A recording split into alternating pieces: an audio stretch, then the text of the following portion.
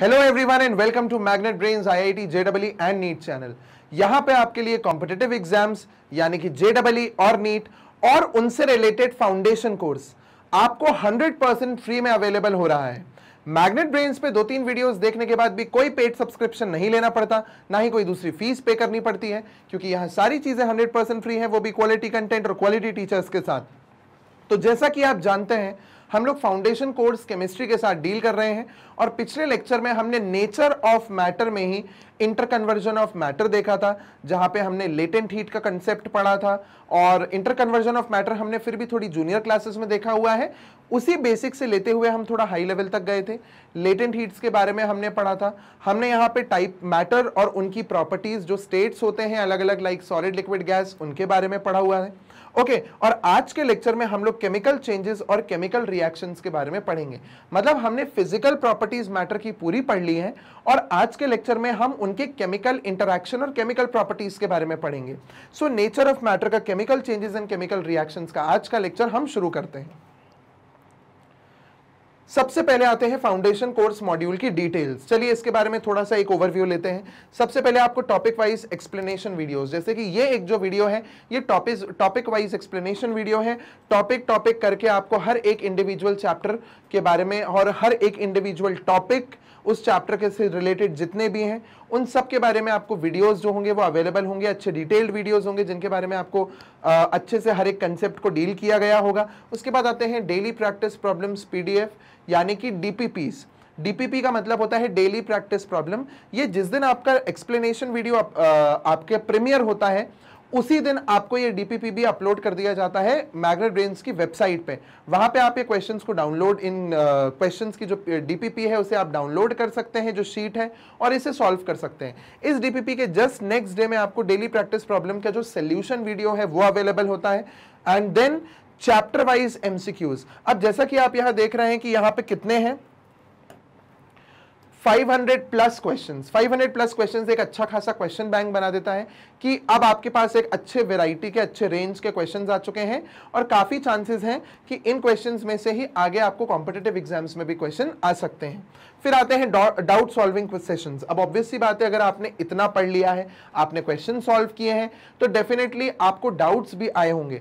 वो डाउट्स का आपका क्लैरिफिकेशन जो है वो इन डाउट सॉल्विंग सेशंस में किया जाएगा। और उसके बाद आते हैं हमारे weekly test papers. Weekly test papers में हर वीक आपको टेस्ट पेपर्स अवेलेबल कराए जाएंगे, जिन्हें आप टेस्ट करके, जिनके थ्रू आप टेस्ट होके अपना लेवल चेक कर सकते हैं अच्छे से। फिर आता है गाइडेंस अबाउट पेपर पैटर्न। किस तरीके का पेपर पैटर्न होगा, कौन से टॉपिक से ज्यादा क्वेश्चंस आ रहे हैं, कहां से कम आ रहे हैं, किसे ज्यादा फोकस करना है, वो सारी चीजें। स्ट्रेस मैनेजमेंट और ऑफिशियल नोटिफिकेशन से रिलेटेड सारी न्यूज आपको यहां पे बताई जाएंगी और उनके बारे में डिस्कशन होगा। Okay, then chapter wise one shot revision. Chapter wise one shot revision जो है यह है पूरे चैप्टर का पावर पैक्ड वीडियो, जिसमें हमने पूरे चैप्टर का क्विक समरी टाइप का दिया हुआ होगा। आप अगर उसे देख लेते हैं, उसके थ्रू चले जाते हैं, तो एक तरीके से आपने एक पूरे चैप्टर को क्विकली कवर कर लिया। इसका मतलब ये नहीं कि हम इसका इंतजार करें, डिटेल में यहां हर एक कंसेप्ट को डील किया जाएगा। और स्पेसिफिकली अगर हम देखें तो स्पेसिफिक टॉपिक्स को, स्पेसिफिक कंसेप्ट्स को अगर आपको समझना है अच्छे से, तो उनके लिए टॉपिक वाइज एक्सप्लेनेशन वीडियो है। ये तो वो बात है कि जब आपने सब कुछ पढ़ लिया है, तो अब जब एक क्विक रिविजन की जरूरत है, तो यहाँ पे chapter wise one shot revision आपको अवेलेबल होगा। लास्ट आते हैं ऑनलाइन टेस्ट सीरीज, जो आपके लेवल को चेक करेगी और आपको एक तरीके से ये समझ आ जाता है कि अभी आप कितने पानी में हैं। इसका मतलब आपने इतने टाइम से कितनी तैयारी की है और आपका लेवल कितना बढ़ चुका है। सो ये ऑनलाइन टेस्ट सीरीज जो है वो आपको उस तरीके से प्रिपेयर करेगी और आपके जो कंसेप्ट आपने पढ़ लिए हैं उन्हें किस तरीके से क्वेश्चंस पे अप्लाई करना है वो ये टेस्ट सीरीज आपको सिखाएगी। तो चलिए शुरू करते हैं आज का हमारा लेक्चर। देखिए, सबसे पहला जो हमारा टॉपिक है, जो इंट्रोडक्शन है, उसमें यह है कि जो मैटर है उसके पास टेंडेंसी होती है अपने आप को ट्रांसफॉर्म करने की, है ना। जो मैटर है उसके पास टेंडेंसी होती है अपने आप को ट्रांसफॉर्म करने की। अब मैटर का ये ट्रांसफॉर्मेशन दो तरीके से हो सकता है। एक हो सकता है फिजिकल ट्रांसफॉर्मेशन और एक हो सकता है केमिकल ट्रांसफॉर्मेशन। ओके, सो जो फिजिकल ट्रांसफॉर्मेशन है, इस फिजिकल ट्रांसफॉर्मेशन का मतलब है कि जब स्टेट चेंज हो रहा है, इसका मतलब ये कि सॉलिड से लिक्विड बन जाना, लिक्विड से गैस बन जाना, गैस से सॉलिड बन जाना और वाइस वर्सा। ठीक है, वाइस वर्सा मतलब इस सॉलिड से लिक्विड बना, वाइस वर्सा का मतलब होता है वापस लिक्विड से सॉलिड बनना। तो ये सारे जो कन्वर्जन हैं ये फिजिकल चेंजेस कहलाते हैं। वहीं पे अगर हम बात करें केमिकल चेंजेस की, तो भाई कोई भी एक चीज है ए, वो बी से रिएक्ट करके किसी चीज सी को बना रहे हैं, है ना, सी का हमें प्रोडक्ट मिल रहा है, तो ये होते हैं हमारे केमिकल चेंज। तो फिजिकल और केमिकल चेंज ट्रांसफॉर्मेशंस होते हैं ये मैटर के। फिजिकल ट्रांसफॉर्मेशन में देयर इज जस्ट फिजिकल उसके फिजिकल स्टेट में चेंज, और केमिकल जो हमारा ट्रांसफॉर्मेशन होता है उसमें उसकी केमिकल प्रॉपर्टीज में चेंज आ जाता है। ओके, सो मैटर में दो तरह के ट्रांसफॉर्मेशंस होते हैं जैसा कि मैंने आपको बताया। सबसे पहला है ऐसा चेंज जो इन्वॉल्व नहीं करता है कोई भी मॉलिक्यूलर कॉम्पोजिशन में चेंज आना। मॉलिक्यूलर कॉम्पोजिशन में चेंज आने का मतलब आप समझते हो, लाइक फॉर एग्जाम्पल मैंने बोला आपसे कि भाई मेरे पास ऑक्सीजन गैस है। ओके, मेरे पास ऑक्सीजन गैस है। सो हमने क्या किया, ऑक्सीजन गैस को कम टेम्परेचर देके और प्रेशर डाल के किसमें, लिक्विड ऑक्सीजन में कन्वर्ट कर दिया। तो क्या इसमें कोई चेंज आया? पहले भी ऑक्सीजन गैस O2 थी, अभी लिक्विड के फॉर्म में भी वो ऑक्सीजन की ऑक्सीजन ही रहेगी, कोई चेंज उसमें नहीं आएगा। जैसी प्रॉपर्टी पहले थी अभी भी वैसे ही प्रॉपर्टी है। बट जो दूसरे टाइप का चेंज होता है उसमें समझ लीजिए क्या हुआ, हाइड्रोजन ऑक्सीजन के साथ कंबाइन हुआ और उसने वाटर फॉर्म किया। ठीक है, ये इसने वाटर फॉर्म किया। तो पहले हाइड्रोजन अलग था, ऑक्सीजन अलग था, बट जब ये दोनों जुड़ गए तो इनने वाटर बनाया, और वाटर एकदम अलग चीज है। ये केमिकल कॉम्पोजिशन में चेंज आ गया, या हम बोल सकते हैं मॉलिक्यूलर कॉम्पोजिशन में चेंज आ गया। पहले it was hydrogen and oxygen individually, now it is water, और वाटर में हाइड्रोजन और ऑक्सीजन के बीच में केमिकल बॉन्ड प्रेजेंट होता है। तो ये हमारा केमिकल ट्रांसफॉर्मेशन है। ओके, ये फिजिकल ट्रांसफॉर्मेशन था इधर कि भाई हमने गैसियस ऑक्सीजन को लिक्विड ऑक्सीजन बना दिया, और इसे बोलते हैं हम लोग chemical transformation. Okay, they are termed as physical changes, ये हमने पढ़ लिया। Secondly, the change which involves change in the molecular composition of the substance, these are termed as chemical changes। तो ये हमारा केमिकल चेंज है और ये फिजिकल चेंज है। फिजिकल चेंज में कभी भी उसके केमिकल में चेंज नहीं आ रहा है। कोई फिजिकल चेंज है ना, फिजिकल चेंज में क्या हुआ, कोई चीज सॉलिड थी तो वो लिक्विड बन गई, लिक्विड थी तो गैस बन गई, गैस से लिक्विड बन गई, लिक्विड से सॉलिड बन गई, या सॉलिड से गैस और गैस से सॉलिड बन गई। ये होते हैं फिजिकल चेंजेस। उसमें कोई केमिकल कॉम्पोजिशन में छेड़खानी नहीं हुई है। बट अगर हम बात करते हैं केमिकल इसकी रिएक्शन की, तो इसमें केमिकल चेंज हुआ है क्योंकि पहले चीज कुछ और थी, अब चीज कुछ और है। ओके, सो ये हो गए हमारे दो तरह के चेंजेस। अब हम ऐसा बोलते हैं कि जो फिजिकल चेंजेस होते हैं दे आर रिवर्सिबल। रिवर्सिबल का मतलब क्या होता है कि आप उसे रिवर्ट कर सकते हो। भाई आइस को पिघला के वाटर बनाया है तो वाटर को जमा के वापस आइस भी बना सकते हो। बट केमिकल चेंजेस जो होते हैं वो इरिवर्सिबल होते हैं। दैट मीन्स अगर आपने किसी चीज के केमिकल कॉम्पोजिशन में चेंज ला दिया है तो वो चेंज अब उसकी पूरी प्रॉपर्टी चेंज कर चुका है। आपने उसकी केमिकल प्रॉपर्टी में चेंज ला दिया है, वो केमिकल चेंज है। अब वो पहले जैसी चीज नहीं रही, अब वो किसी और चीज में यूज किया जाएगा। लाइक फॉर एग्जांपल अगर हम बात करें, हमारे पास हाइड्रोजन और ऑक्सीजन है और वाटर भी हम ले लेते हैं। अगर अब आप देखोगे हाइड्रोजन को, सो हाइड्रोजन एक कंबस्टिबल गैस है ना। कंबस्टिबल गैस कैसी है, या एक्सप्लोसिव गैस है मैं बोलूं। जैसे ही उसमें आग लगती है वो जल के या फूट जाती है। कम अमाउंट में होगी तो कम साउंड आएगा, ज्यादा अमाउंट में होगी तो ज्यादा साउंड आएगा। ऑक्सीजन जो है this is a supporter of combustion, ये आग लगने में हेल्प करती है। ठीक है, और वहीं अगर हम बात करें वाटर की, तो जो वाटर होता है वो आग को बुझा देता है, इसकी प्रॉपर्टी बदल गई है। ठीक है, ऑक्सीजन आपको जिंदा रहने में हेल्प कर रही है। कैसे? ऑक्सीजन आप अंदर ले रहे हो तो वो आपको आपके जो रेस्पिरेशन वगैरह की प्रोसेस है वो होने में हेल्प कर रही है। वाटर को अंदर लेके देखो, इंसान या इंसानी क्या, अगर कोई एनिमल होगा तो उसकी डेथ हो जाएगी, है ना। अब फिश की अभी अगर आप बात करें तो वह रेस्पिरेटरी सिस्टम में अपने वाटर नहीं भर रही है, वो वाटर में से गिल्स जो होते हैं, जो ब्लड होता है, उसमें ऑक्सीजन डिफ्यूज होकर अंदर चली जाती है, तो उसमें भी ऑक्सीजन का यूज हो रहा है। वो भी जो पानी में डिसॉल्व्ड ऑक्सीजन है, वो H2O वाली ऑक्सीजन नहीं, जो पानी में डिसॉल्व्ड ऑक्सीजन है उसकी बात हो रही है। तो प्रॉपर्टीज में चेंज आ जाता है। क्लियर हुआ? चलिए आगे बढ़ते हैं। Physical contact between reactants. अब ऑब्वियस सी बात है कि अगर हम बात करें किसी भी चीज के रिएक्शन की, है ना, कहीं भी कोई रिएक्शन हो रही, रिएक्शन का मतलब क्या है, कोई chemical change. wherever there is a chemical change, wherever there is a chemical change, there would be a chemical reaction। जहां पर भी केमिकल चेंज होगा वहां पे एक केमिकल रिएक्शन होगी ही। होगी, 200% श्योर है ये चीज कि केमिकल चेंज जहां भी हो रहा है वहां पे केमिकल रिएक्शन भी होती है। ठीक है, ये हमारा फिक्स्ड है। अब एक चीज है भाई, मेरे पास एक सब्सटेंस है ए, उसको बी से जुड़ना है और सी बनाना है। ठीक है, ए जो है उसे बी से जुड़ना है और सी बनाना है।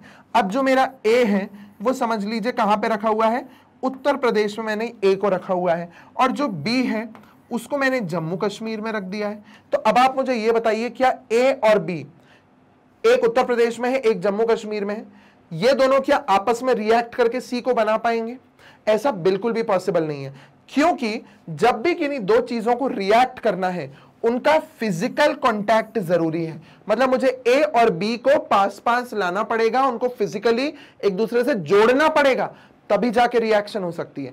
अगर आपके दिमाग में यह चीज आ रही हो कि रस्टिंग जो होती है उसमें कौन सा कांटेक्ट आता है, हवा, खुले में पड़ा हुआ है लोहा और उसमें जंग लग गई, तो वो जो खुले में पड़ा लोहा है वो भी हवा में प्रेजेंट ऑक्सीजन और हवा में प्रेजेंट वाटर वेपर के कांटेक्ट में आ रहा है, और जब वो ऑक्सीजन और वाटर वेपर उस लोहे के कांटेक्ट में आएंगे तो लोहे को जंग लगा देंगे। और अगर अब आप उसी लोहे को अगर पेंट कर दो, जैसे हमारे घरों की ग्रिल में होता है, हमारे घरों के गेट पे होता है, लोहे के जितने भी गेट होते हैं, लोहे की ग्रिल्स होती हैं, उन पे पेंट होता है, तो क्या होता है, वो पेंट जो है ना वो ऑक्सीजन को लोहे तक पहुंचने नहीं दे रहा है, बीच में उसने एक बैरियर बना रखा है।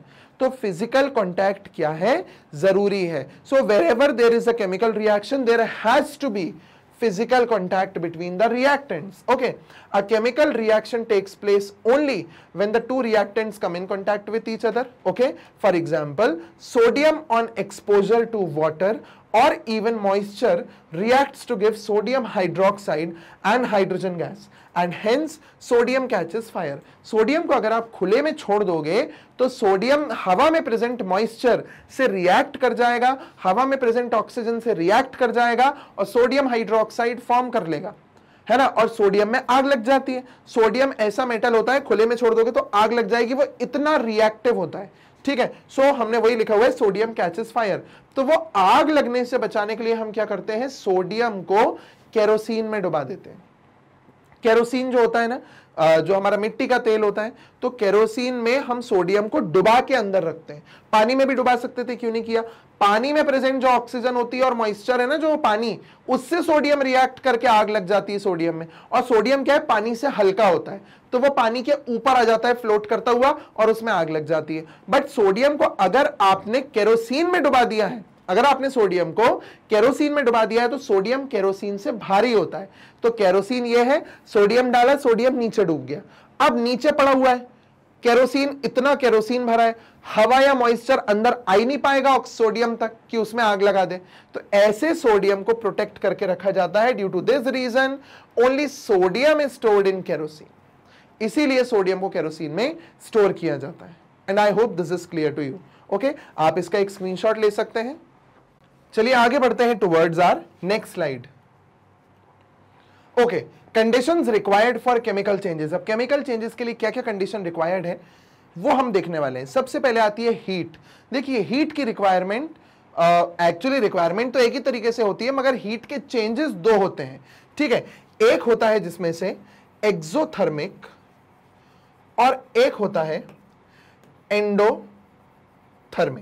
ओके, सो एक्सोथर्मिक का मतलब क्या है, जैसा कि नाम बताता है, एक्सो मीन्स आउट और थर्म मीन्स हीट और एनर्जी। ओके, वैसे ही एंडो मीन्स इन और थर्म मतलब हीट या फिर एनर्जी। तो वो रिएक्शन जिसमें एनर्जी रिलीज हो रही हो, आउट, वो रिएक्शन जिसमें एनर्जी रिलीज हो रही हो, वो एक्सोथर्मिक कहलाती है। वहीं पे एंडोथर्मिक का मतलब होता है जिसमें एनर्जी अब्सॉर्ब हो। सो एंडो मीन्स इन, सो जिसमें एनर्जी अंदर आ रही हो, एनर्जी अब्सॉर्ब हो रही हो। ओके, सो ये दो तरह के केमिकल चेंजेस होते हैं, हीट चेंजेस होते हैं। सो केमिकल रिएक्शन में जब कोई भी केमिकल रिएक्शन हो रही है तो या तो उसमें से हीट रिलीज होगी या हीट अब्सॉर्ब होगी। Okay, so generally chemical reaction involves absorption और रिलीज ऑफ हीट एनर्जी।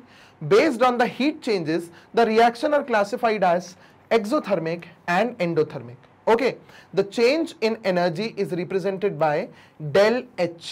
ये जब भी आपको डेल आएगा ना, डेल या डेल्टा, इसका मतलब होता है चेंज, ये डेल्टा वर्ड जब भी आएगा अब से आप ध्यान रखिएगा, इसका मतलब होता है change. So del H means change in heat, del H means change in heat, जिसको हम लोग ये डेल एच से रिप्रेजेंट करते हैं चेंज इन हीट को। Okay, many compounds decompose on absorption of heat, बहुत सारे कंपाउंड्स हीट को अब्सॉर्ब करके डिकम्पोज हो जाते हैं, टूट जाते हैं अपने छोटे पार्ट्स में। Okay, so these are endothermic reaction, इन्हें एंडोथर्मिक रिएक्शन बोलते हैं, और इनकी डेल एच की जो वैल्यू होती है वो पॉजिटिव होती है। इसका मतलब डेल एच की कोई भी वैल्यू हो, 500, 600, 700, उसके आगे पॉजिटिव साइन या फिर कुछ भी नहीं होगा, या तो कोई भी साइन नहीं होगा या पॉजिटिव लगा हुआ होगा। इसका मतलब आप समझ जाइए कि उस रिएक्शन में एनर्जी अब्सॉर्ब हो रही है। कैसे? KNO3 एरो के ऊपर ट्राइंगल लगा है, इसका मतलब हीट, हीट के लिए हम लोग ट्राइंगल का यूज करते हैं, ठीक है। वो ट्राइंगल और डेल्टा डिफरेंस है। ओके, ट्राइंगल मींस हीट, और इस वाले डेल्टा का, इस वाले ट्राइंगल का मतलब है चेंज, ठीक है। सो यहां पे हीट यूज हुई, KNO2 और O2 प्रोड्यूस हुआ। ओके, यहां पे देखो डेल एच 244.7 किलो जूल्स, इसका मतलब क्या है? यहां पे कोई साइन नहीं है, इसका मतलब पॉजिटिव है, मतलब एनर्जी अब्सॉर्ब हो रही है। CaCO3 heat, CaO plus CO2 gives CaO plus CO2, यहां पे डेल एच की वैल्यू देखिए क्या है? 178 किलो जूल्स, ठीक है। सो 178 किलो जूल्स के आगे कोई साइन नहीं है, ना नेगेटिव लगा है, इसका मतलब कि वो वैल्यू है पॉजिटिव। सो इसमें भी हीट एनर्जी अब्सॉर्ब हो रही है। क्लियर? आगे, certain chemical reaction such as combustion are associated with release of heat energy. These are exothermic reaction and their del H is negative. जब एनर्जी रिलीज होती है तो चेंज इन एनर्जी नेगेटिव होना, मतलब चेंज इन एनर्जी नेगेटिव मतलब energy जा रही है, रिलीज हो रही है। तो देखिए CH4 प्लस 2O2, जब नेचुरल गैस मीथेन को आप हीट करोगे ऑक्सीजन के प्रेजेंस में, मतलब जब वो ऑक्सीजन के प्रेजेंस में रिएक्ट होता है, हम हीट करेंगे ना बोले, जब वो ऑक्सीजन के प्रेजेंस में रिएक्ट होता है, वो जलता है तो CO2 प्रोड्यूस करता है, H2O प्रोड्यूस करता है और हीट रिलीज करता है। तो यहां पे डेल एच देखो साथ में क्या दिया हुआ है? -890.4 किलो जूल्स, इसका मतलब हीट एनर्जी रिलीज हो रही है। क्लियर? चलिए आगे बढ़ते हैं। अब आता है लाइट, दूसरी कंडीशन आती है लाइट। तो जितनी भी ये लाइट से रिलेटेड रिएक्शंस होती हैं, इनको हम लोग फोटोकेमिकल रिएक्शंस बोलते हैं।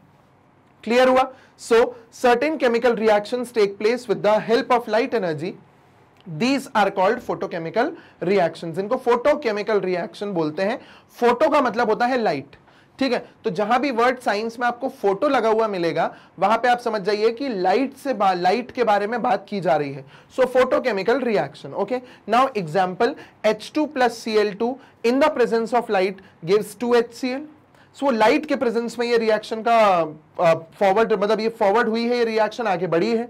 आगे देखिए 6CO2 plus 6H2O in the presence of sunlight give C6H12O6। ये थोड़ा सा उसका कॉम्पैक्ट फॉर्म है, अदरवाइज जो हमारी कंप्लीट रिएक्शन है फोटोसिंथेसिस की वो है 6CO2 plus 12H2O in the presence of light energy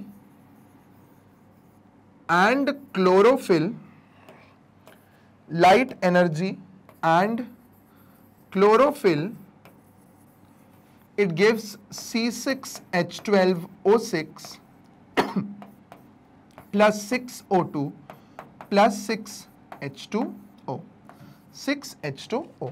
ये हो गई हमारी फोटोसिंथेसिस की कंप्लीट इक्वेशन, ठीक है, जिसमें 6CO2 और 12H2O मॉलिक्यूल्स कंबाइन होते हैं इन the presence of light energy and chlorophyll, और वो ग्लूकोज, ऑक्सीजन और वाटर को प्रोड्यूस करते हैं। ठीक है, यहां पे जो रिएक्शन दी है ये कॉम्पैक्ट रिएक्शन है, बिल्कुल सही है समझने के हिसाब से। ठीक है, सो सनलाइट का यूज हो रहा है यहाँ पे, कार्बन डाइऑक्साइड और हाइड्रोजन वाटर कंबाइन होके, कार्बन डाइऑक्साइड और वाटर कंबाइन होके ग्लूकोज का फॉर्मेशन कर रहे हैं, इसमें भी लाइट का यूज हो रहा है। So this is also a type of photochemical reaction. Okay, some chemical reactions are also associated with release of light energy. कुछ रिएक्शंस में लाइट निकलती भी है, यहां लाइट लग रही है, यहां लाइट रिलीज भी हो रही है। ओके, सो देखिए examples are Mg plus O gives 2 MgO। इन रिएक्शंस को आपको बैलेंस करना है। ठीक है, बैलेंस कैसे कर सकते हैं आप, जैसे यहाँ Mg लिखा है तो आप इसको 2 Mg कर सकते हो, और ऑक्सीजन जो होता है वो हमेशा डायटोमिक फॉर्म में प्रेजेंट होता है, तो ऑक्सीजन के लिए आप O2 लिख सकते हैं, and then you can see कि यहाँ पे 2 MgO लिखा हुआ है, इसका मतलब क्या 2 Mg 2 Mg 2O। ये 2 जो है वह Mg पे भी लागू होता है, O पे भी लागू होता है। सो O2 हमने O को भी यहां पे 2 कर दिया और बैलेंस कर दिया इक्वेशन को। हमें क्या करना होता है, दोनों साइड पे नंबर ऑफ एटम्स को इक्वल करना होता है। मतलब जो भी टाइप का एटम है, समझ लो यहाँ पे मैग्नीशियम है तो मैग्नीशियम अगर यहाँ पे 2 है तो यहाँ भी हमें 2 करना पड़ेगा। अगर यहाँ ऑक्सीजन 2 है तो यहाँ ऑक्सीजन भी 2 करना होगा। ठीक है, जब भी ये रिएक्शन होती है इसका मतलब है बर्निंग ऑफ मैग्नीशियम रिबन।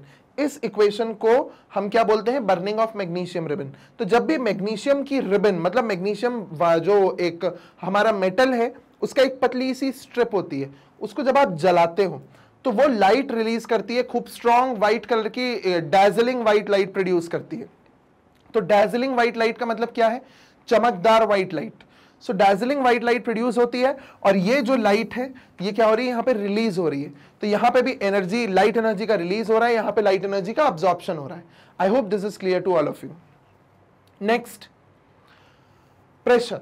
अब प्रेशर के चेंजेस भी होते हैं। कुछ इक्वेशंस ऐसी भी होती हैं जिनके ऊपर हाई प्रेशर लगता है। तो आप देख सकते हैं there are some chemical reactions which require high pressure. कई इक्वेशंस पे हाई प्रेशर लग जाता है for the reaction to take place at a reasonable rate, ताकि वो अच्छी थोड़ी सी स्पीड में वो रिएक्शन हो। तो इनमें 2 एग्जांपल्स दिए हुए हैं हमारे पास। 2SO plus O2 gives 2SO2 और Pb plus S gives PbS। ठीक है, इसे लेड सल्फाइड बोलते हैं, इसे सल्फर डाइऑक्साइड बोलते हैं। ठीक है, इन दोनों के फॉर्मेशन के लिए हाई प्रेशर लगता है। तो ये ऐसी रिएक्शंस हैं जो हाई प्रेशर के अंडर में होती हैं। ओके, नेक्स्ट अब आता है कैटलिस्ट। कैटलिस्ट की भी रिक्वायरमेंट बहुत, मतलब कई रिएक्शंस में काफी ज्यादा होती है। सो कैटलिस्ट होता क्या है, कैटलिस्ट एक ऐसा सब्सटेंस है जो खुद रिएक्शन में पार्टिसिपेट नहीं करता बट रिएक्शन होने में मदद करता है। कैसे, लाइक फॉर एग्जांपल मेरे पास कोई भी एक चीज है A और B, ये A और B को हमें जोड़ना है, बट ये A और B जो है ये जुड़ने में बहुत टाइम लेते हैं या जुड़ नहीं पा रहे, तो हम एक सब्सटेंस यूज करेंगे X। ये सब्सटेंस X क्या करेगा, वो X B को और A को पकड़ के जोड़ देगा। कई बार वो अपना सरफेस एरिया प्रोवाइड कर देता है, जैसे फॉर एग्जांपल ये X है, तो X क्या करेगा, अपना सरफेस प्रोवाइड कर देगा, एक जगह A लग जाए एक जगह B लग जाए और वो दोनों आपस में जुड़ जाए। और जैसे ही वो आपस में जुड़ेंगे X उन्हें छोड़ देगा। तो A और B को जोड़ने में X ने हेल्प किया, बट X खुद आपको कभी भी प्रोडक्ट साइड पे प्रोडक्ट फॉर्मेशन में नहीं दिखेगा। ठीक है, सो सिंपली क्या हुआ, A प्लस B होके AB बन गए, बट X ने इनको जोड़ने के अलावा वहां प्रोडक्ट फॉर्मेशन का काम नहीं किया। सो इसलिए हम बोलते हैं कि a substance which alters the rate of reaction. Alters, हम वर्ड क्या यूज करते हैं, ऑल्टर। ऑल्टर मतलब चेंज करना, बढ़ा देना या कम कर देना। आप जो ये हमारा सब्सटेंस X है वो रेट ऑफ रिएक्शन को, मतलब स्पीड ऑफ रिएक्शन को कम या ज्यादा कर देता है। It alters the rate of reaction without itself taking part in the reaction। वो खुद कभी भी रिएक्शन में पार्टिसिपेट नहीं करता। यही होता है कैटलिस्ट। ओके, आगे देखिए, a catalyst is a substance that alters the rate of a chemical reaction. Generally a catalyst speeds up a chemical reaction. They are termed as positive catalyst in contrast to the negative catalyst which deteriorate the rate of a chemical reaction। दो तरह के जो catalyst होते हैं, जो कोई speed को बढ़ा देते हैं तो कोई स्पीड को कम कर देते हैं। तो जो स्पीड को बढ़ा देते हैं उन्हें हम बोलते हैं पॉजिटिव कैटलिस्ट, और जो स्पीड को कम कर देते हैं उन्हें हम बोलते हैं नेगेटिव कैटलिस्ट। ठीक है, यहां देखिए example, nitrogen combines with hydrogen in the presence of iron. अब now iron is the catalyst here. 450 degree Celsius पे ये रिएक्शन हो रही है, 200 एटमॉस्फेयर का प्रेशर लग रहा है, मतलब हाई प्रेशर में ये रिएक्शन हो रही है। और प्रोडक्ट फॉर्मेशन क्या हो रहा है, देखिए अमोनिया, NH3 होता है ammonia. So nitrogen combines with hydrogen in the presence of iron catalyst and at 450 degree Celsius temperature and 200 atmosphere pressure to form NH3 ammonia। ठीक है, सो इसमें कैटलिस्ट का यूज हो रहा है। यहां पे कहीं आपको Fe दिख रहा है, कहीं भी Fe यहां पे नहीं दिखेगा। क्यों, क्योंकि Fe का काम था हाइड्रोजन को और नाइट्रोजन को अपने ऊपर बिठा के जोड़ देना, खुद यहां पे नहीं आना। ठीक है, next, एसिटाइनालाइड acts as a negative catalyst for the decomposition of H2O2 and hence acts as a stabilizer for the solution of H2O2। तो एसिड एनालाइड क्या करता है, H2O2 के जो ये डिकम्पोजिशन की प्रोसेस है ना, जिसमें H2O2 टूट के H2O और O2 अलग अलग बना रहे हैं, तो इस रिएक्शन में एसिड एनालाइड नेगेटिव कैटलिस्ट का काम करता है, मतलब वो इतनी तेज होती रिएक्शन को थोड़ा सा स्लो कर देता है। तो acetanilide is a negative catalyst for the decomposition of H2O2। H2O2 क्या होता है, हाइड्रोजन परऑक्साइड, इसका नाम होता है hydrogen peroxide. Okay, and iron is the positive catalyst. ये पॉजिटिव कैटलिस्ट है किसके लिए, नाइट्रोजन और हाइड्रोजन की कॉम्बिनेशन में, जिसमें अमोनिया का फॉर्मेशन होता है। Clear? Since there are vast number of chemical reactions, the study of these reactions become easy and convenient by classifying them into various types। अब बहुत सारी रिएक्शन है, हजारों लाखों रिएक्शंस होती हैं, इन रिएक्शन की स्टडी को आसान करने के लिए हम इन्हें क्या करते हैं, क्लासिफाई। क्लासिफिकेशन सबसे अच्छी चीज होती है अगर आपको किसी रिएक्शन, बहुत सारी रिएक्शंस को पढ़ना है, इजीली पढ़ना है, इजीली समझना है, कन्वीनियंटली आपको उसकी स्टडी करनी है, तो आप क्या कर दो, चीज को क्लासिफाई कर दो। अगर आप क्लासिफाई कर दोगे तो आप आराम से उसे याद कर सकते हो, पढ़ सकते हो। चलिए आगे बढ़ते हैं। सबसे पहला आता है केमिकल कॉम्बिनेशन। इसका मतलब क्या, कॉम्बिनेशन रिएक्शन। ये टाइप्स ऑफ रिएक्शंस आ गई हैं, क्योंकि उन्होंने यहां बोला था ना कि अब क्या वेरियस टाइप्स हैं, तो अब हम वेरियस टाइप्स उनके पढ़ेंगे। जो कि सबसे पहला आता है केमिकल कॉम्बिनेशन, मतलब कॉम्बिनेशन रिएक्शन। अब इसके फीचर्स क्या हैं, इसमें दो या दो से ज्यादा चीजें जुड़ के एक कॉम्प्लेक्स प्रोडक्ट देती हैं। कैसे, लाइक A+B गिव्स AB। ठीक है, ये मैंने बहुत सिंपल वे में उसको डाला है कि A+B गिव्स AB। ये सिंपल चीजें थी, उनने जुड़ के एक कॉम्प्लेक्स चीज बना ली। Okay, so now we have the example N2 + O2 gives 2NO, 2CO + O2 gives 2CO2। आप देख पा रहे हो कि सिंपल चीजें जुड़ के कोई कॉम्प्लेक्स चीज का प्रोडक्शन कर रही हैं। And NH3 + H2O gives NH4OH। Okay, ये तीन रिएक्शन है। अब ध्यान से हर रिएक्शन को देखना। जो ये पहला टाइप है, पहले टाइप में दोनों एलिमेंट्स कंबाइन हो रहे हैं और एक कंपाउंड बन रहा है। दूसरे टाइप में एक कंपाउंड और एक एलिमेंट कंबाइन हो रहा है और कंपाउंड बन रहा है। देख रहे हो आप, ये कंपाउंड है और ये एलिमेंट है। ऊपर क्या हो रहा था, दोनों एलिमेंट जुड़ के एक कंपाउंड बना रहे हैं। यहां पे एक कंपाउंड और एक एलिमेंट का कॉम्बिनेशन हो रहा है। और लास्ट वाले में देखो, दोनों कंपाउंड्स का कॉम्बिनेशन हो रहा है। तो these are the three types of combination, element element, compound element, compound compound. ठीक है, क्लियर हुआ? सो ये है हमारी तीन तरह की combination reaction. I hope this is clear to all of you. आगे बढ़ते हैं। नेक्स्ट आता है केमिकल डिकम्पोजिशन। अब जैसे कॉम्बिनेशन था वैसे ही आता है डिकम्पोजिशन। अब डिकम्पोजिशन का मतलब क्या होता है, ब्रेक डाउन। अब यहां उल्टा हो जाएगा कॉम्बिनेशन का। हमने तो कॉम्बिनेशन क्या पढ़ी थी कि A+B गिव्स AB होता है, ये कॉम्बिनेशन है। अब डिकम्पोजिशन क्या होगा, AB गिव्स A+B। इसका मतलब क्या, इसका मतलब क्या कि एक कॉम्प्लेक्स चीज टूटी और उसने दो या दो से ज्यादा सिंपल चीजें प्रोड्यूस कर दी। Okay, so this is known as chemical decomposition. Splitting of a compound into two or more simpler substances. एक कंपाउंड का दो या दो से ज्यादा चीजों में टूट जाना, इसे हम लोग डिकम्पोजिशन बोलते हैं। अब ये जो डिकम्पोजिशन होता है वो तीन तरह का होता है। सबसे पहला होता है थर्मल डिकम्पोजिशन। इसका मतलब क्या है, हीट के प्रेजेंस में डिकम्पोजिशन। दूसरा आता है फोटोलिटिक डिकम्पोजिशन। इसका मतलब क्या है, लाइट के प्रेजेंस में डिकम्पोजिशन। और तीसरा आता है इलेक्ट्रोलिटिक डिकम्पोजिशन। ये होता है इलेक्ट्रिसिटी के प्रेजेंस में डिकम्पोजिशन। तो ये तीनों तरह की डिकम्पोजिशन रिएक्शन में हो क्या रहा है, आप ध्यान से देखना। यहां पे हीट अब्सॉर्ब हो रही है, यहां पे लाइट अब्सॉर्ब हो रही है और यहां पे इलेक्ट्रिसिटी अब्सॉर्ब हो रही है। मतलब तीन तरह की एनर्जीज, तीन तरह की केमिकल डिकम्पोजिशन रिएक्शन करा रही हैं। पर एक चीज ध्यान से देखना, तीनों में ही एनर्जी अब्सॉर्ब हो रही है। इसमें हीट एनर्जी, इसमें लाइट एनर्जी, इसमें इलेक्ट्रिक एनर्जी। तो ध्यान रखना कि जो हमारी केमिकल डिकम्पोजिशन रिएक्शंस होती हैं, ये सारी रिएक्शंस एंडोथर्मिक होती हैं।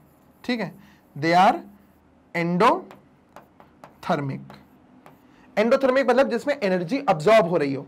तो यहां पे हीट एनर्जी, यहां पे लाइट एनर्जी, यहां पे इलेक्ट्रिक एनर्जी अब्सॉर्ब हो रही है। NaNO3 in the presence of heat gives NaNO2 plus O2. 2HGO in the presence of heat gives 2Hg plus O2. 2HOC in the presence of light gives HCl plus O2. ठीक है, this is HOCl, okay, this is 2HOCl in the presence of light gives 2HCl plus O2. this is photolytic decomposition reaction, okay, and last है 2H2O, water का electrolytic decomposition. सो हम इसको नाम क्या देते हैं, इस रिएक्शन को हम नाम देते हैं इलेक्ट्रोलिसिस ऑफ वाटर। इसको हम बोलते हैं इलेक्ट्रोलिसिस ऑफ वाटर। वाटर को इलेक्ट्रिसिटी के प्रेजेंस में डाला, ऐसे ही नहीं कि सिंपल इलेक्ट्रिसिटी डाल दी वाटर में और वो हो गया। हम क्या करते हैं, वाटर को लेते हैं, एक कैथोड और एक एनोड लगाते हैं और इलेक्ट्रिसिटी ऑन कर देते हैं, इलेक्ट्रिक करंट ऑन कर देते हैं। जैसे ही करंट पास होता है तो कैथोड और एनोड पे हमें हाइड्रोजन और ऑक्सीजन गैस मिल जाती है।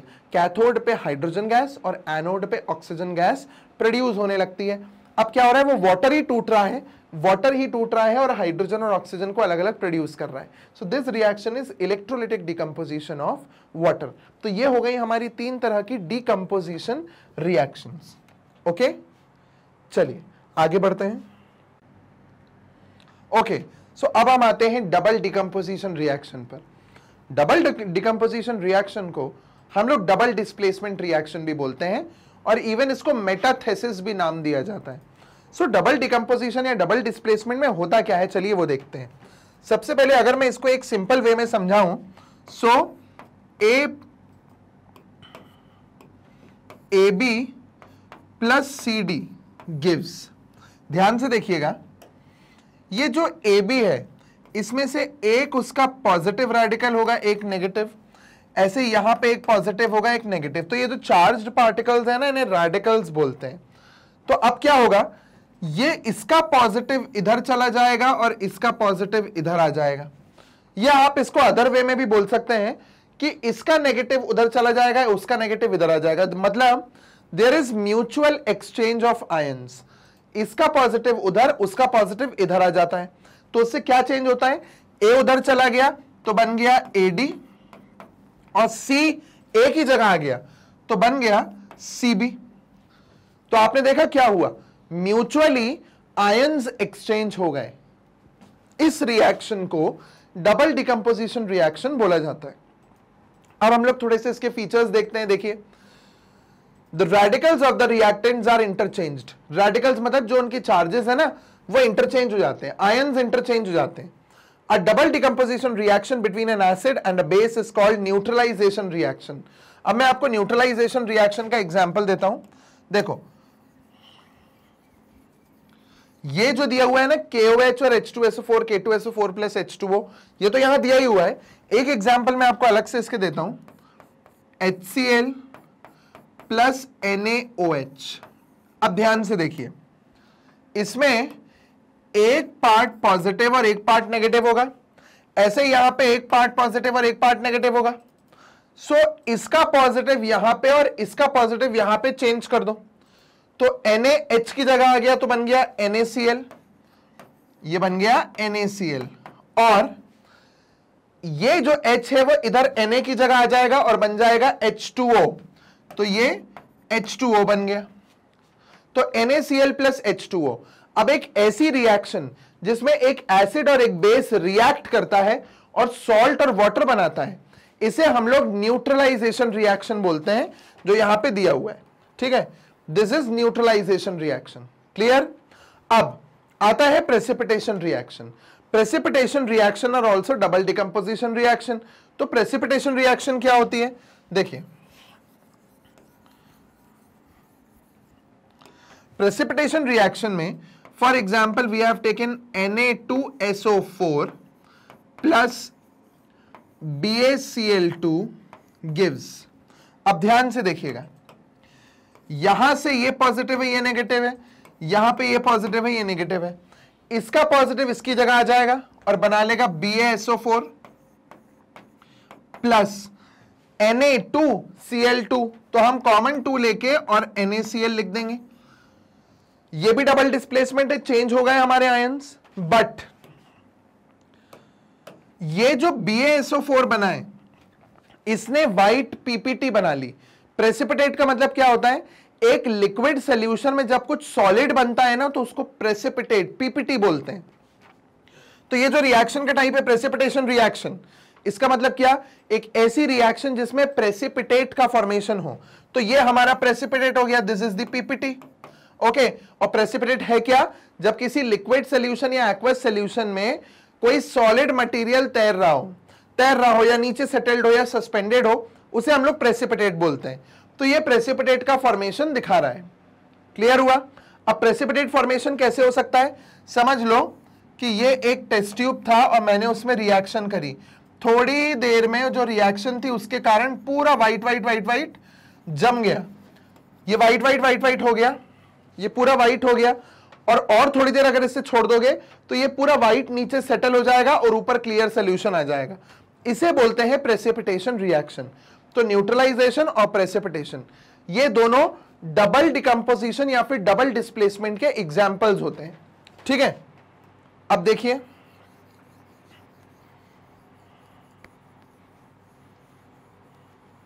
हम यहां पे देखते हैं एग्जाम्पल्स। ओके, सबसे पहला है Na2SO4 plus ZnNO3 whole twice.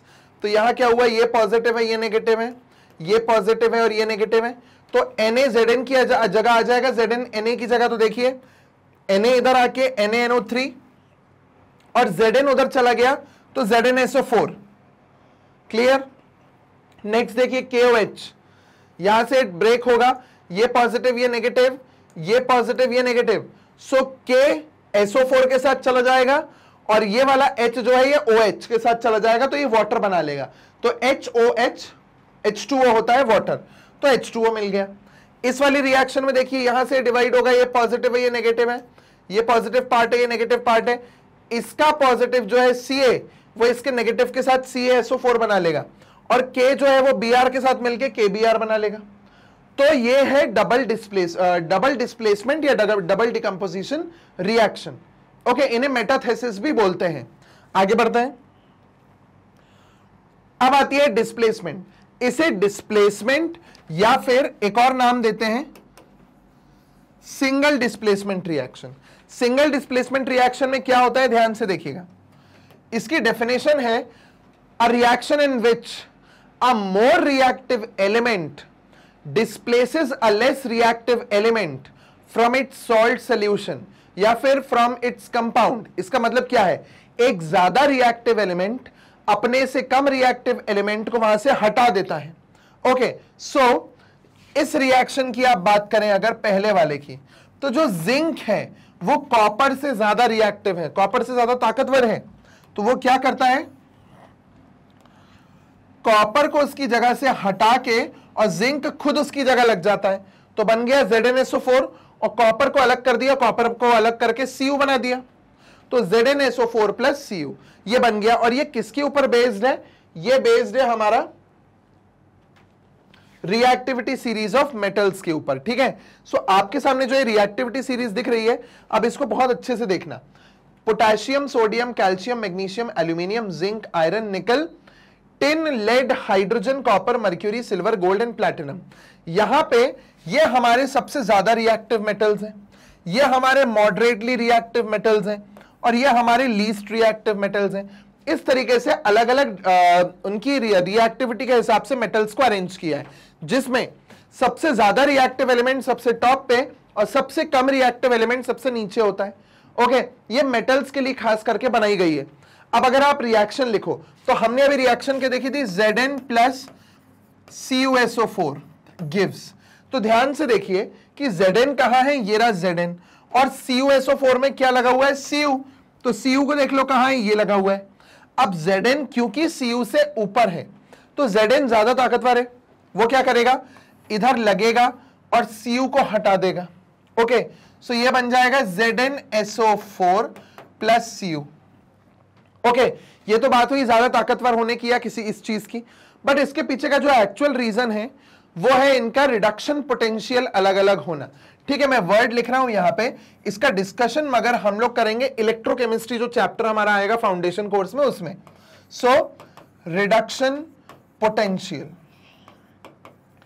इसके बेसिस पे हम ये पूरी सीरीज बनाते हैं। तो जो मेटल ऊपर होता है वो नीचे वाले को उसके सॉल्यूशन से या उसके कंपाउंड से हटा देता है। इसी को बोलते हैं सिंगल डिस्प्लेसमेंट या डिस्प्लेसमेंट। ओके, आगे बढ़ते हैं। सो features, a less reactive element is displaced by a more reactive element, एक कम रिएक्टिव एलिमेंट हट जाता है एक ज्यादा रिएक्टिव एलिमेंट के लिए। ओके, फिर एग्जाम्पल हमने पहला वाला देख ही लिया, अब दूसरा वाला देखो KCl और F2। ठीक है, इनमें क्या होता है, ये है नॉन मेटल्स, ये है नॉन मेटल्स। तो नॉन मेटल्स में फ्लोरीन सबसे ज्यादा, फिर क्लोरीन, फिर ब्रोमीन और फिर आयोडीन। इस तरीके से फ्लोरीन सबसे ज्यादा स्ट्रांग होता है, उससे थोड़ा कमजोर क्लोरीन, उससे कमजोर ब्रोमीन, उससे कमजोर आयोडीन, ऐसा होता है। यहां पे देखो अगर हम कंपाउंड देखें तो यहां Cl K के साथ Cl जुड़ा हुआ है और F अलग है। हमने यहां देखा F जो है वो Cl से ज्यादा रिएक्टिव है, तो F क्या करेगा, खुद Cl की जगह लग जाएगा और Cl को बाहर कर देगा। तो वहां यहां पे भी देखो वही हुआ, जो K है उसके साथ F लग गया और Cl को हटा दिया, Cl मुझे अलग से मिल गया। इसलिए मैं उसको ये नहीं बोलता डेफिनेशन में a more reactive metal displaces a less reactive metal. मैं हमेशा बोलता हूं a more reactive element displaces a less reactive element. क्यों? क्योंकि Cl भी हो रहा है यहां पे F से डिस्प्लेस और यहां पे Cu हो रहा है Zn से डिस्प्लेस, बट ये F और Cl ये मेटल्स थोड़ी हैं, ये तो नॉन मेटल्स हैं। तो हम जनरल वर्ड एलिमेंट यूज कर सकते हैं यहां पे। ये एग्जांपल्स आई होप आपको समझ आ गए होंगे। Next, since the displacement reaction depends upon the relative reactivities of various metals, ये किस पे डिपेंड करती है, रिएक्टिविटी के ऊपर। they are arranged in a decreasing order of reactivity, तो हम लोग डिक्रीजिंग ऑर्डर ऑफ रिएक्टिविटी में मेटल्स को या एलिमेंट्स को अरेंज करते हैं। ओके, जो अभी हमने टेबल देखी थी उसमें भी टॉप पे जो था वो सबसे ज्यादा रिएक्टिव था और नीचे सबसे कम रिएक्टिव था। ओके, चलिए आगे बढ़ते हैं। In a displacement reaction, the more reactive element displaces the less reactive element from its compound। ये हमने कर लिया है। AB plus C gives CB plus A। ये एक जनरलाइज्ड रिएक्शन है, इसमें क्या हो रहा है, A जो है इससे ज्यादा रिएक्टिव C है तो C A की जगह लग जाएगा और A बाहर हो जाएगा। यहां पे भी वही हुआ, CB और A बन गया। Okay, XY plus Z gives XZ plus Y। इसमें देखो क्या हो रहा है, Y से ज्यादा रिएक्टिव Z है तो Z Y की जगह लग गया, Y को हटा दिया, Y अलग हो गया, Z उसकी जगह पे आ गया। ये है हमारी दो तरह की डिस्प्लेसमेंट रिएक्शन एग्जांपल्स के तौर पे। आगे, the ability of an element to displace another element is known as its reactive position in the reactivity series. ये जो एबिलिटी होती है ना कि एक एलिमेंट दूसरे एलिमेंट को हटा देता है, इस कैपेसिटी को या वो रिमूव करने की टेंडेंसी को हम लोग relative position in reactivity series बोलते हैं।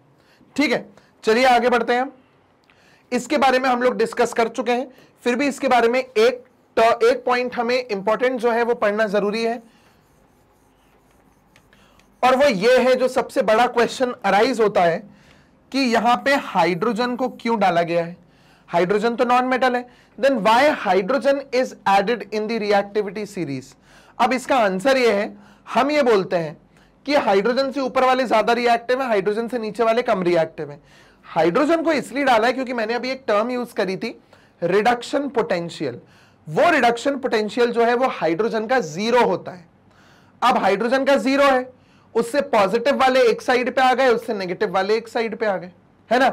सो जिसका भी रिडक्शन पोटेंशियल पॉजिटिव है वो ऊपर है और जिनका भी रिडक्शन पोटेंशियल कम है वो नेगेटिव है वो नीचे है। हाइड्रोजन का जीरो होता है स्टैंडर्ड, तो जीरो वाले को हमने एज अ स्टैंडर्ड सेट कर दिया, उसके ऊपर पॉजिटिव उससे नीचे नेगेटिव, इस तरीके से एलिमेंट्स को हमने अरेंज किया है।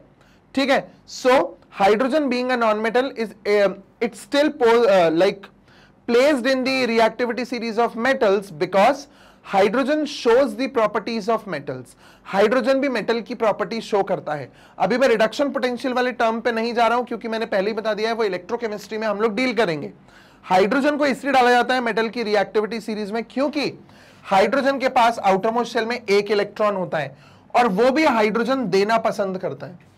मेटल्स की तो आदत ही होती है, देखो हर मेटल की आदत होती है कि वो इलेक्ट्रॉन देता है, हाइड्रोजन की भी टेंडेंसी है कि वो इलेक्ट्रॉन देता है।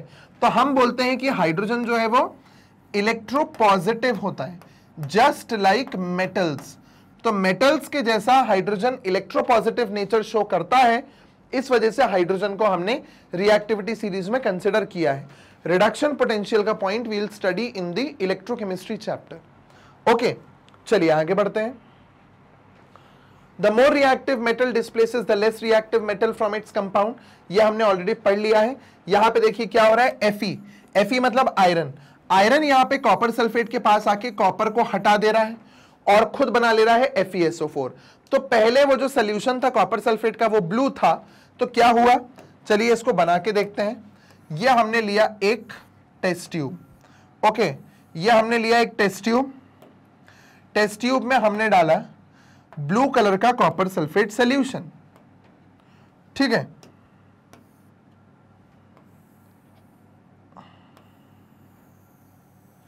ये हमने इसमें ब्लू कलर का कॉपर सल्फेट सॉल्यूशन मिला दिया, ठीक है, ओके। अब इस ब्लू कलर के सॉल्यूशन में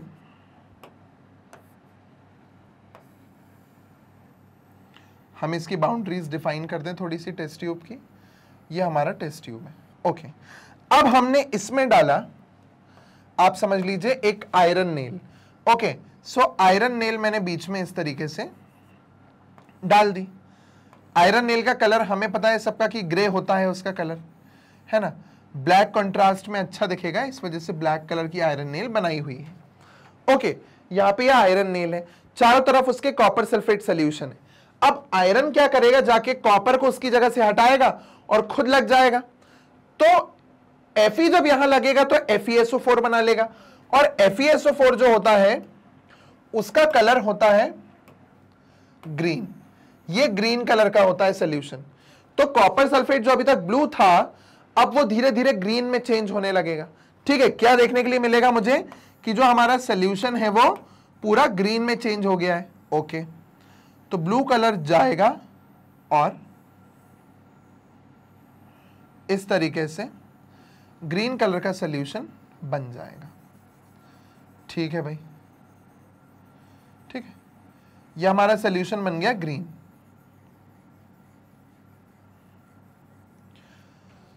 FeSO4, ठीक है, लिख भी देते हैं हम यहां पे कि FeSO4 है, दिस इज FeSO4। अब जो वो अंदर आयरन नेल है, कॉपर को तो आपने बाहर निकाल दिया, यहां CuSO4 में से कॉपर को बाहर निकाल दिया, तो कॉपर कहां जाएगा, कॉपर जाके आयरन नेल के ऊपर डिपॉजिट हो जाता है। तो अगर ये हमारी आयरन नेल है, ओके, ये हमारी आयरन नेल है जो अंदर पड़ी हुई थी, पूरा कॉपर इसके ऊपर डिपॉजिट हो जाएगा, और कॉपर का कलर क्या होता है, रेड। तो रेड कलर का मेटल आपको आयरन नेल पे इस तरीके से डिपॉजिटेड मिलेगा, ठीक है, ये इस तरीके से पूरा कॉपर इस पे जमा हो चुका होगा, और सॉल्यूशन में से कॉपर हट चुका होगा, और सॉल्यूशन FeSO4 का बन चुका होगा। ये पूरी रिएक्शन है डिस्प्लेसमेंट रिएक्शन, ओके। आगे, as iron is more reactive than copper, it displaces copper from copper sulphate solution, thereby forming ferrous sulfate, ये ferrous sulfate है, okay. Similarly halogens also can be arranged in the order of reactivities, ऐसे ही आप halogens को भी arrange कर सकते हो उनकी रिएक्टिविटीज के अकॉर्डिंग। जैसे आपने मेटल्स को अरेंज किया ना, ये मेटल्स की रिएक्टिविटी है, आप चाहो तो हैलोजेंस जो है ना हमारे फ्लोरीन, क्लोरीन, ब्रोमीन, आयोडीन, उनको हैलोजेंस बोलते हैं।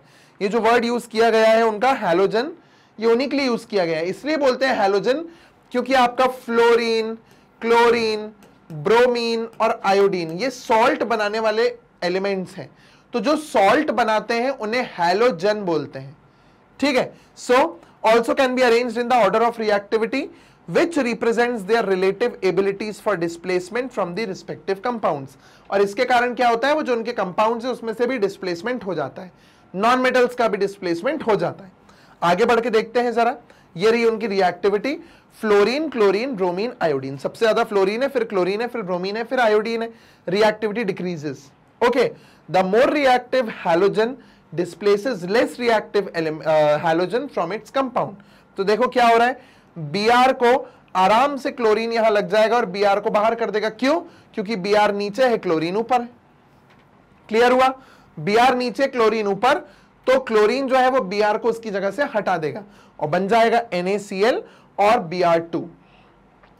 तो यहां पे हमारा डिस्प्लेसमेंट रिएक्शन कंप्लीट होता है, okay. Now exothermic and endothermic reaction, exothermic endothermic हम वैसे भी पढ़ चुके हैं। एक्सोथर्मिक का मतलब होता है, एक्सोथर्मिक इसका मतलब क्या होता है, जो हीट को, जस्ट अ मिनट, एक्सो को हम लोग लिख देते हैं रिलीज, क्योंकि थर्म है हीट, थर्म मींस हीट या फिर एनर्जी, ठीक है, हीट या फिर एनर्जी को रिलीज करने की reaction exothermic, exo means out, and then we have endothermic. देखिए, endo in, therm means heat या फिर एनर्जी, ओके। सो जिसमें हीट अब्सॉर्ब हो, जिसमें एनर्जी अब्सॉर्ब हो, वो एंडोथर्मिक रिएक्शन होती है।